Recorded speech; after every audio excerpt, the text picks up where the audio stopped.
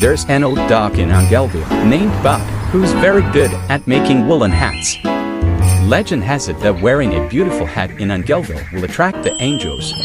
Welcome to Buck's hat. Which one to use? Wow, this one! Hey, don't touch it! Sorry, Mr. Buck. I want to Even make the warmest so, hat in the don't world touch for it. Master.